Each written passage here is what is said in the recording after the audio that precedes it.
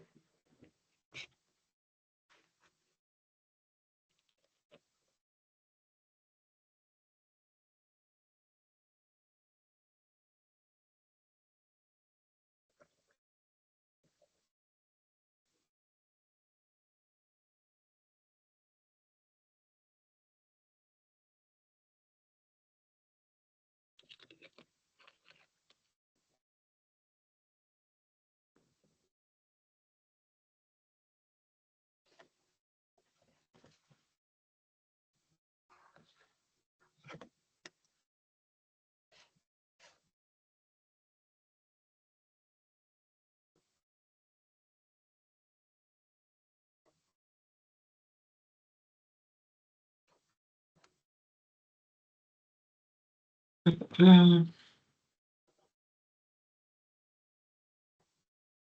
tac, tac.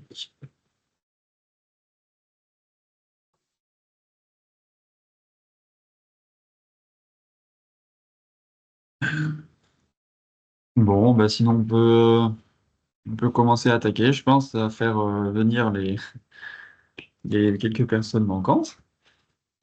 Euh, alors, bonjour à toutes et à tous. Je vais commencer par une rapide présentation de l'association Horace, et puis après, je laisserai la parole à Pierre-Yves. Sur le déroulé de ce webinaire, ce que je vous propose, c'est de couper vos micros pendant que Pierre-Yves va intervenir. N'hésitez pas à mettre vos petites questions dans le chat, dans la conversation. Et voilà, une fois que l'intervention pardon, de Pierre-Yves sera finie, on prendra un petit temps, un petit quart d'heure pour répondre à toutes ces questions-là. Donc, si vous avez des remarques ou autres, notez-les-vous pour la fin ou mettez-les dans le chat, dans la conversation. Voilà. Normalement, vous devriez bien voir mon écran. Donc, je vais attaquer par la présentation de l'association Horace. Alors, on a une association qui est avant tout régionale, donc sur les Pays de la Loire. On est un partenaire historique donc, de la CCI. Ça fait à peu près 11 ans qu'on existe maintenant. Et on est financé en partie par l'ADEME, donc l'Agence de la transition énergétique, et la région Pays de la Loire. Voilà. L'idée, c'est qu'on propose un système d'adhésion à différents collèges. D'un côté, il va y avoir les entreprises consommatrices d'énergie, d'un autre, les partenaires. On va aussi avoir des experts qui vont traiter différents sujets, dont NovaBuild avec Pierre-Yves sur le sujet de la construction et rénovation bas carbone qui va être abordé juste après. Voilà, donc on met tout ce beau monde en relation et on essaye de faciliter la plupart des projets. L'idée, c'est qu'on ait une équipe de 8 personnes aujourd'hui. On essaie d'avoir une présence assez départementale. Donc, moi, en l'occurrence, Arnaud Mons, je m'occupe de la Vendée. J'ai un collègue qui va faire 49, puis un peu de Mayenne et de Sarthe, et un autre collègue qui va s'occuper du 44, donc qui est Curtis. Autre chose qu'on peut proposer, ça va être aussi du prêt de matériel. Donc là, on peut voir que c'est plutôt à destination des industriels dans ce cas-là. Donc caméra de détection de fluide comprimé, enregistreur de puissance, caméra thermique ou consomètre et luxmètre. On peut faire de la sensibilisation notamment dans les bureaux.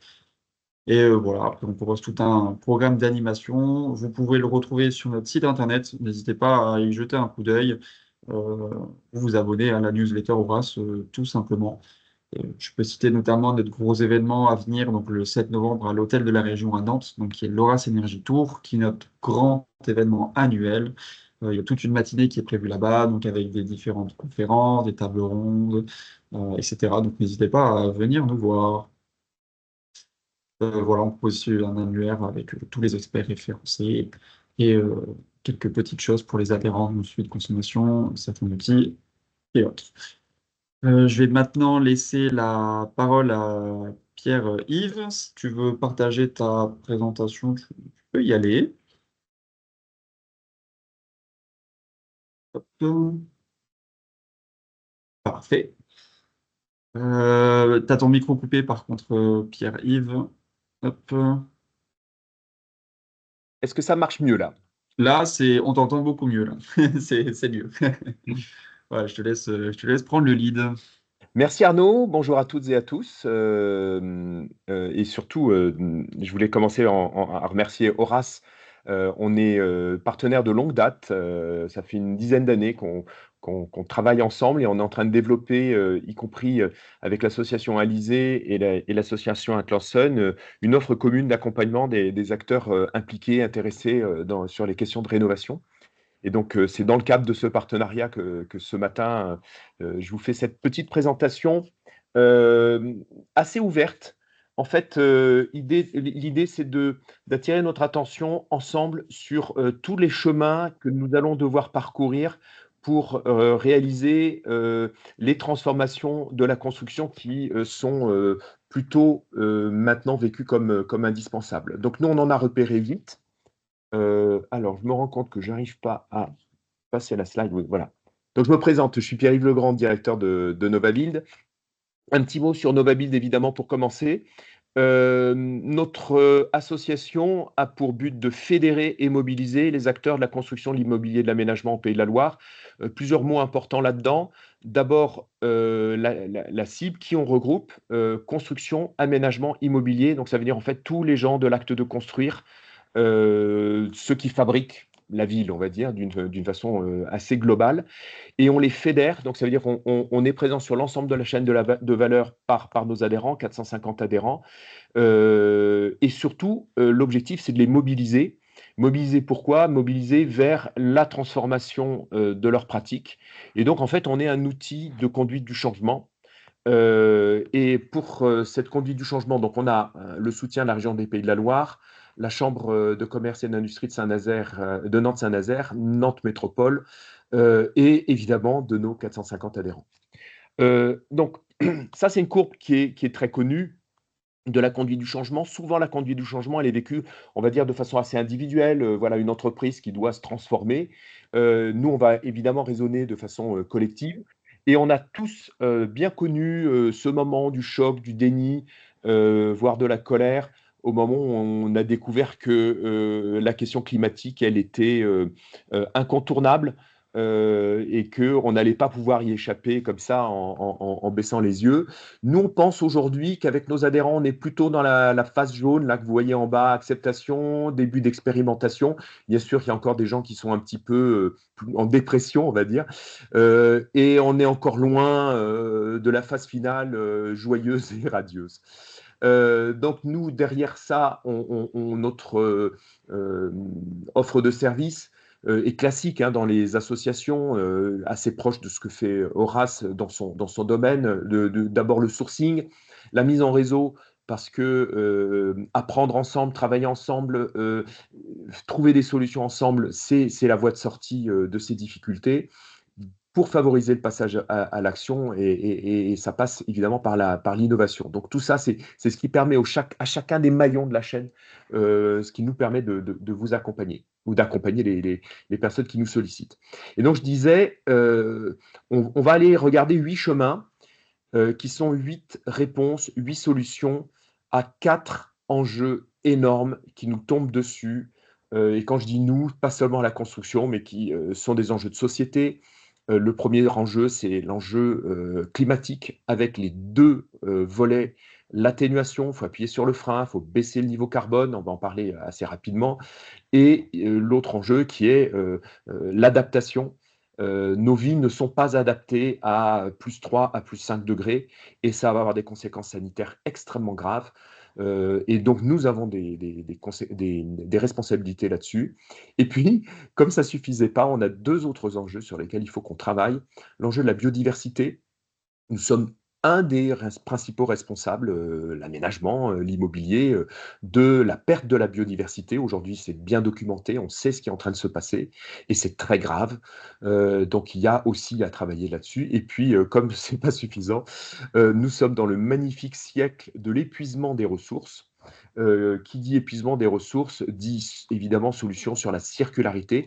Nous, tout ça, on l'appelle sous un acronyme atténuation, adaptation, biodiversité, circularité. On l'a appelé A2BC. Ça, c'est l'enjeu. Et les solutions, eh bien, en fait, on a 8 chemins Personne n'est en capacité aujourd'hui de prendre les 8 chemins, mais on pense que c'est intéressant de repositiver. Vous avez vu notre courbe d'accompagnement changement. On a envie d'être dans la courbe qui remonte. Donc d'être plutôt dans l'espoir, dans l'optimisme. Et donc on va y arriver. Alors, que ceux qui nous disent c'était mieux avant, c'était plus facile, etc., ils ont raison, c'était mieux avant, c'était plus facile, on consommait ce que la planète nous donnait sans trop se poser de questions. Quand on parle de décarboner, ben voilà ce qu'on a à faire entre nous, d'aller chercher, y compris la sobriété constructive, c'est-à-dire construire bas carbone, ça commence par construire moins. Ou recourir à moins de matériaux. Donc ça veut dire c'est quand même un ensemble d'actes qui sont très très importants. Évidemment, on peut recourir à l'éco-conception qui aide là-dessus. Le bioclimatisme, ça veut dire c'est tenir compte des atouts de l'implantation d'un terrain. Euh, et également travailler sur les mobilités, parce que quand on fait un bilan carbone d'un ouvrage, eh bien, la question des liaisons, par exemple, domicile-travail, si on travaille sur le tertiaire, sont particulièrement importantes et parfois, il y a des choix qui sont à réviser pour pouvoir tenir compte de ces mobilités. On se permet, nous, même si l'ambiance n'est pas du tout à ça aujourd'hui, de continuer à dire qu'à un moment, il faut aussi penser à renoncement. Est-ce que le jeu en vaut bien la chandelle? Est-ce que c'est malin de détruire cette école et d'en construire une neuve? On viendra tout à l'heure sur le côté faire avec l'existant, mais pour nous, ce sont des sujets qui nous semblent très importants. Donc pourquoi est-ce qu'il faut décarboner? Ben, vous connaissez cette courbe. Il faut, si on est engagé à réduire les émissions de gaz à effet de serre à horizon 2100, à rester avec des gaz à effet de serre qui nous permettent d'être en dessous des 3 degrés de température, eh bien, il faut appuyer fortement sur le frein. Et donc, ce que je viens de vous dire est vraiment un passage obligé. Et les plus 4, plus 5, plus 6 degrés qui sont le business as usual, franchement, personne n'a envie d'aller le tester. C'est quelque chose qui n'est pas arrivé sur Terre depuis 6 millions d'années. Moi, j'aime bien redonner cette image-là parce que je me rends compte que quand on la donne, il y a un effet waouh. On a connu moins 5 degrés il n'y a pas très longtemps, c'était la préhistoire, donc c'est pas documenté comme l'histoire, mais c'était quand même une période où on a des traces de présence d'êtres humains, notamment en Europe. Donc moins 4, moins 5 degrés, la moitié de l'Europe est couverte de glaciers de plusieurs kilomètres de haut. Et si on veut aller en Angleterre, on peut y aller à pied parce que le Channel, c'est une rivière. Ça, c'est moins 4 degrés. Et donc, quand on dit plus 4 degrés, ouah, donc ça, il ne faut pas y aller. Donc, comme il ne faut pas y aller, il faut appuyer sur le frein. Les engagements de la France face à la COP21, c'est la stratégie nationale bas carbone. On oublie, hein, la stratégie nationale bas carbone est un document donc d'engagement de la France. Il a un caractère réglementaire, il est en cours de révision. Je crois qu'on est à la 3e version. C'est tout à fait lisible. Moi, je ne suis pas un technicien, je ne suis pas un ingénieur. Je l'ai lu en entier. C'est très intéressant. Donc, le secteur du bâtiment, de la construction, de l'aménagement est tout à fait fléché à l'intérieur. Et on voit ce que je trouve intéressant dans le schéma que je vous ai montré là, c'est cette petite courbe verte que vous avez en bas. Parce que parfois, on se dit, mais en fait, qu'est-ce qu'on vise? Ben, on vise les 2 tonnes de carbone par habitant. On est à 10 tonnes, il faut passer à 2 tonnes. Mais d'où on sort ces 2 tonnes? Ben, on sort du fait qu'on doit stocker 2 tonnes de carbone pour pouvoir émettre 2 tonnes de carbone en 2050. C'est ça le zéro carbone neutre. Euh, Si on n'arrive pas à stocker le carbone, et pour stocker le carbone, ben, il faut faire le zéro artificialisation net, eh bien, il faudra encore plus faire d'efforts pour ne pas émettre plus de carbone que ce qu'on peut stocker. C'est ça que ça veut dire. Donc là, il y a un effet systémique qui est énorme, considérable et qui nous concerne. Là, cette fois-ci, voilà. Et donc, dans la stratégie nationale bas carbone, elle est très complète. Elle dit chaque secteur doit faire des choses. Et donc, vous regardez le transport, il ne doit plus rester grand-chose en 2050 en émissions de carbone. Donc toute la question autour du transport électrique est là, ça c'est clair. Mais nous, le secteur résidentiel et tertiaire, vous voyez ce joli bleu ciel là, eh ben, il reste plus rien non plus. Donc c'est ça qu'il faut qu'on regarde. On peut le traduire donc par personne. Vous, individuellement, vous pesez entre 8 et 12 tonnes. Les Français, en moyenne, sont à 9 tonnes aujourd'hui. Il faut passer à 2 tonnes. 2030, il faut passer à 4 tonnes et demie. Il nous reste maintenant 5 ans pour diviser par deux, puisque bon, on a enlevé un petit peu l'année dernière, mais on est loin, loin, loin de ce qu'il faut faire. Donc, le coup de frein, il est pas encore terminé. Et nous, dans le secteur de la construction, quart du problème, quart des solutions, on a 3,6 tonnes à enlever dans le sac à dos de chaque Français. Non, on pèse 3,6 tonnes et il y a 3,1 tonnes à enlever. Il faut atteindre 0,6. Il faut passer de 3,6 à 0,6 dans notre secteur.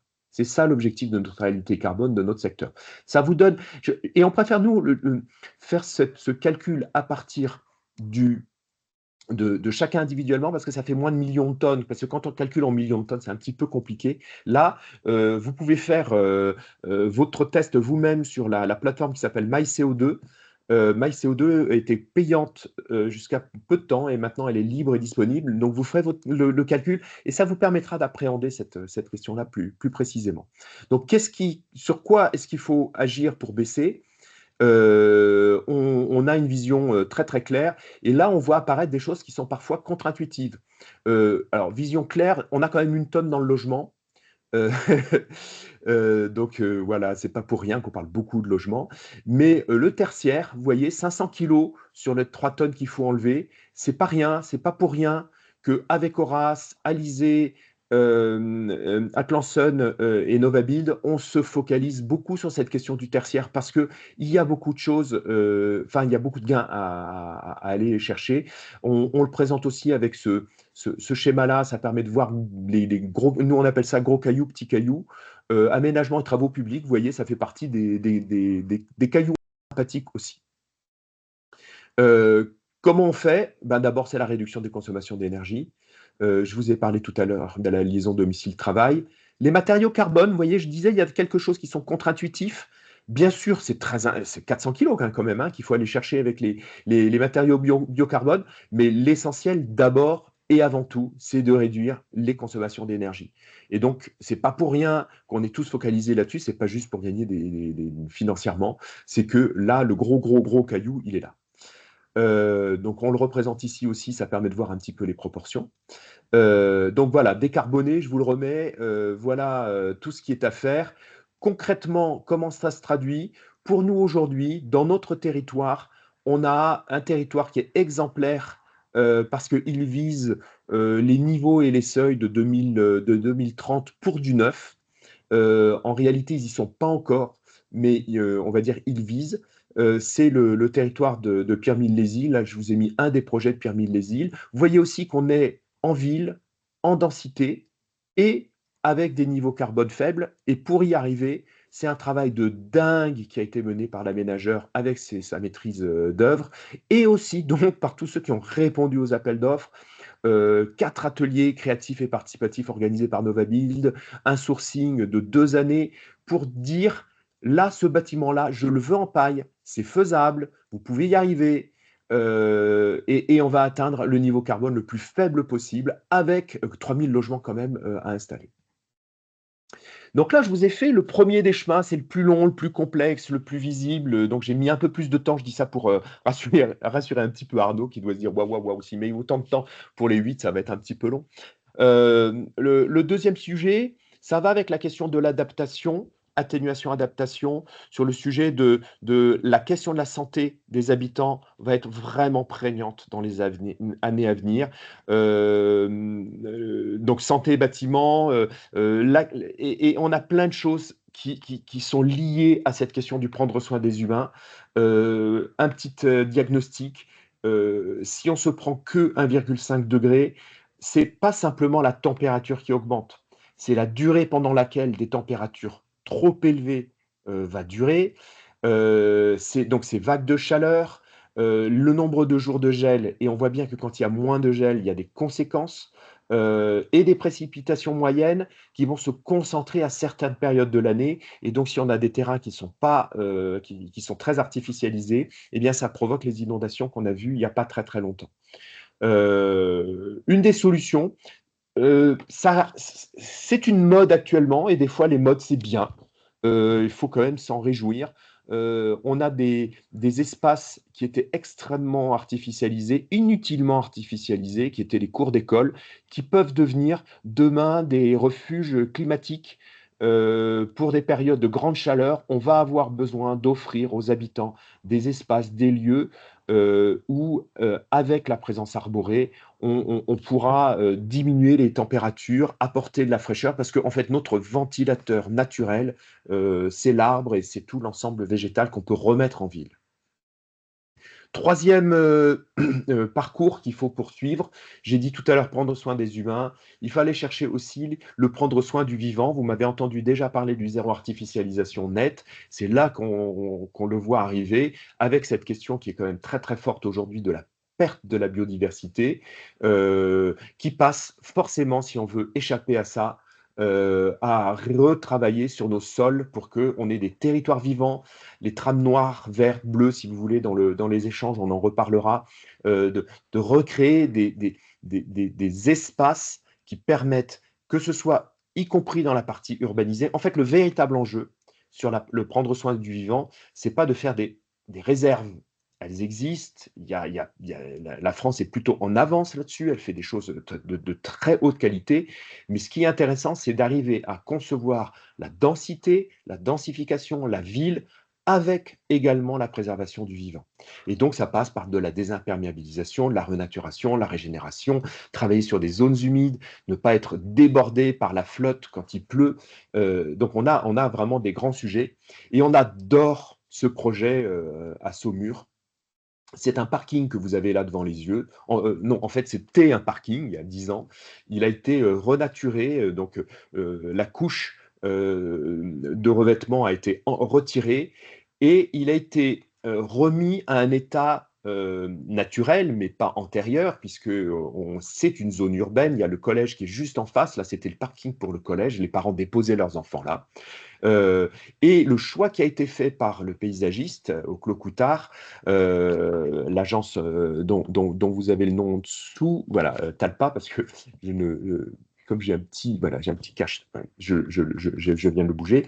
Ce qu'a proposé l'agence Talpa, c'est de laisser, de pas faucher, de laisser la nature prendre ses droits en pleine ville, avec l'inquiétude que peuvent avoir les parents que des vipères viennent s'installer, que je ne sais quoi, etc. Et en fait, en plus, les habitants autour se réapproprient cet espace.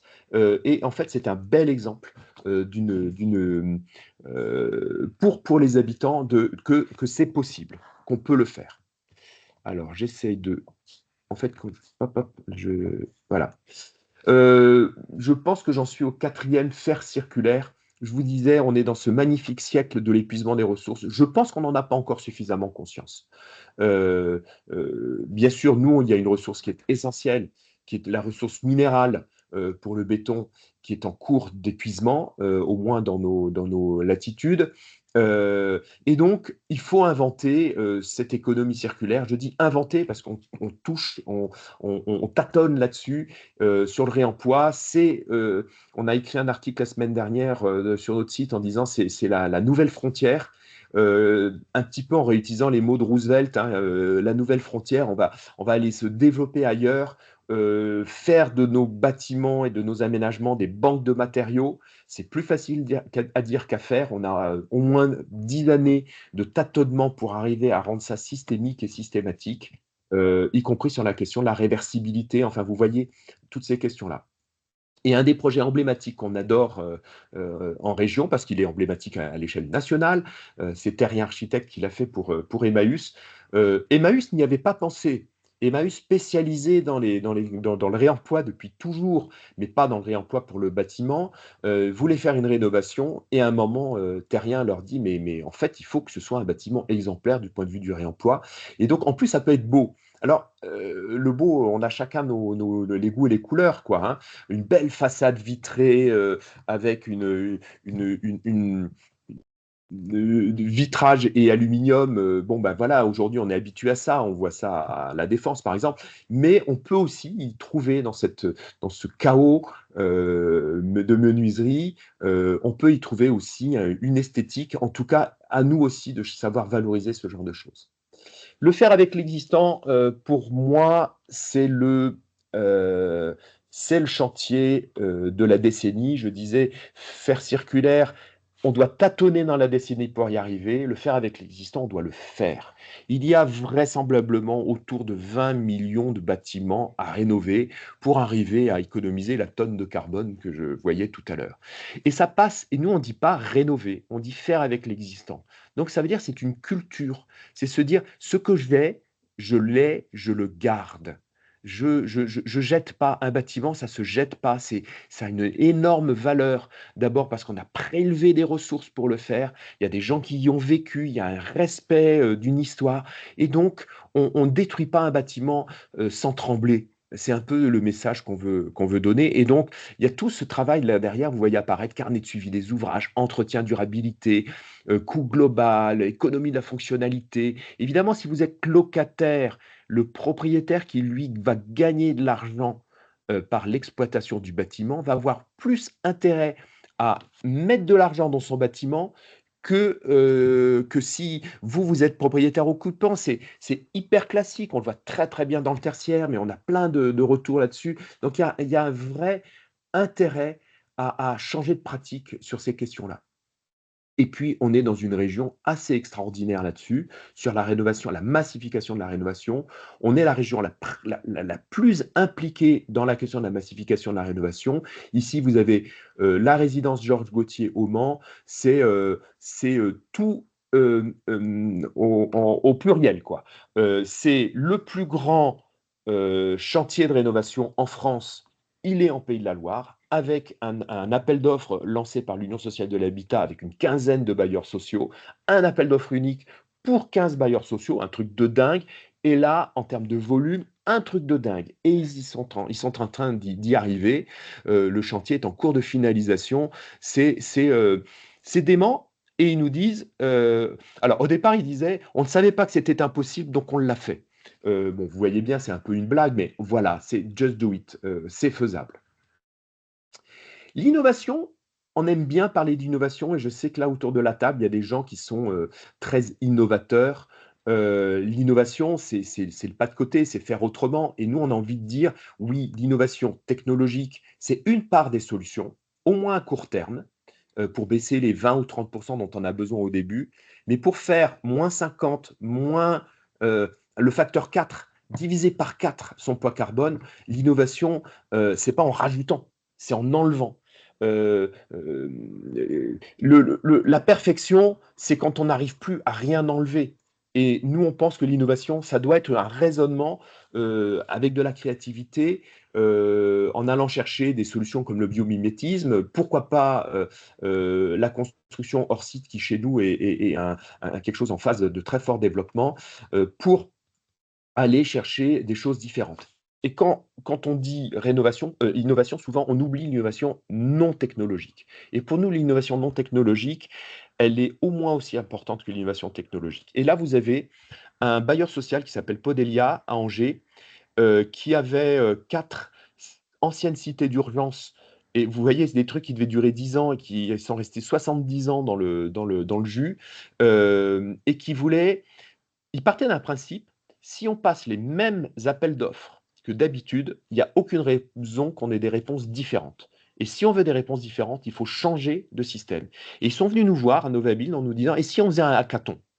Comme les étudiants, on met tout le monde dans un gymnase et on réfléchit ensemble. Bon, il y a le code des marchés publics qui a empêché la connexion complète entre tout le monde parce que il fallait que les compétiteurs ne se connaissent pas pour travailler, pour ne pas avoir d'entente, par exemple. Donc, on a tout fait pour respecter le code des marchés publics. Et en même temps, on a réussi quand même à les faire travailler ensemble en 3,5 jours pour trouver des solutions et des idées. On vient de sortir un podcast à NovaBuild qui raconte cette magnifique histoire de Archidéfi. Il est en ligne depuis hier et je vous invite donc à aller sur notre site chercher le podcast d'Archidéfi. C'est une affaire assez géniale. Et je crois que je suis en train de terminer, comme ça Arnaud va se rassurer, le faire ensemble. Faire ensemble, pour nous, c'est la ligne, comment dire, le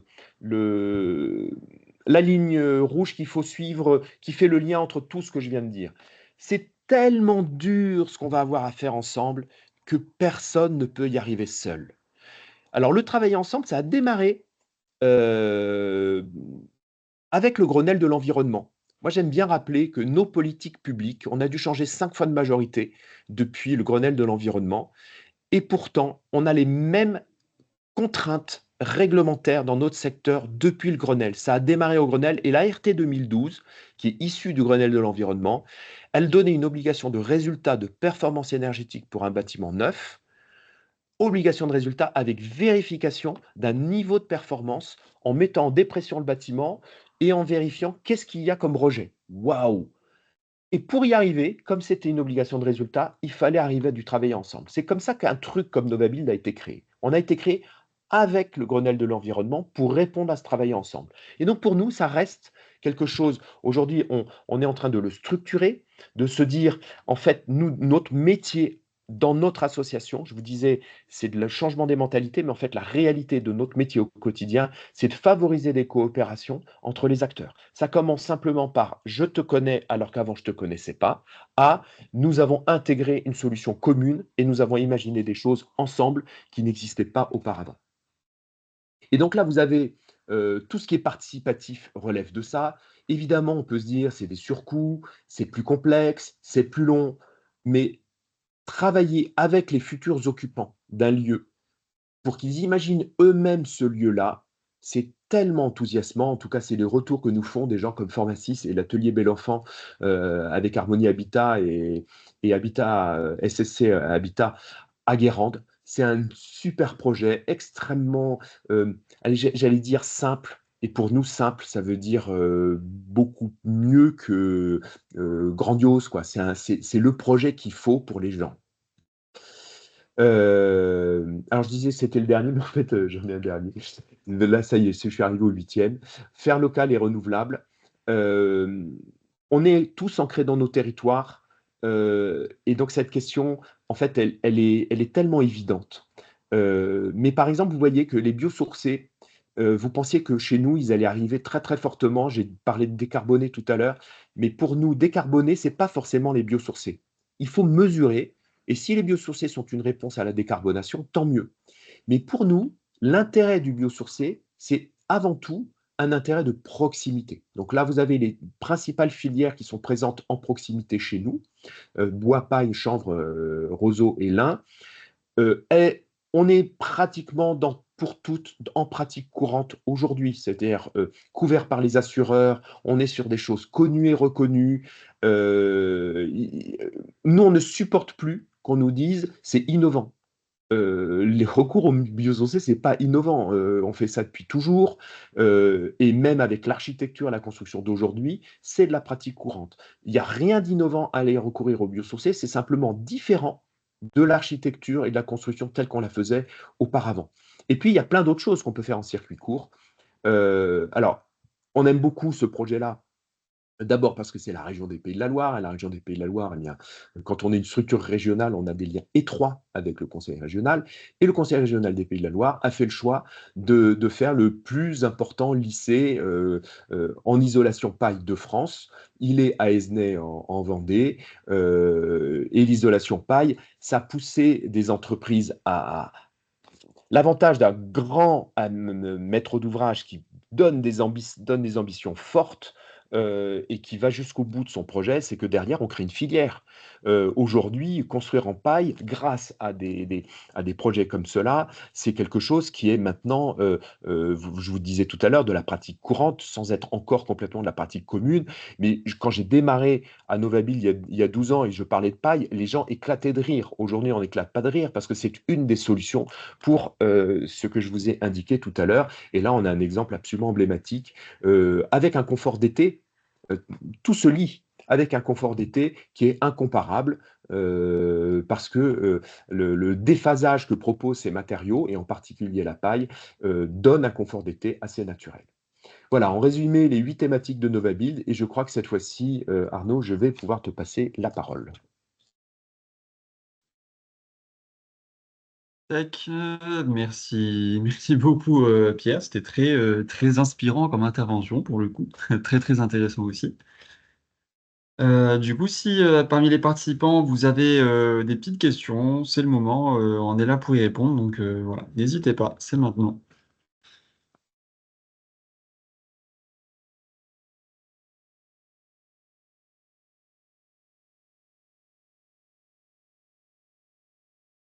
Ces questions, on propose que vous nous fassiez des questions par le chat, hein, c'est ça?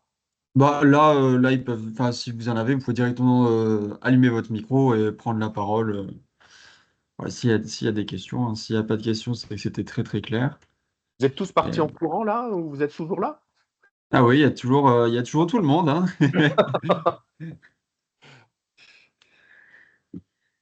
Pas de... Non, je vois que personne.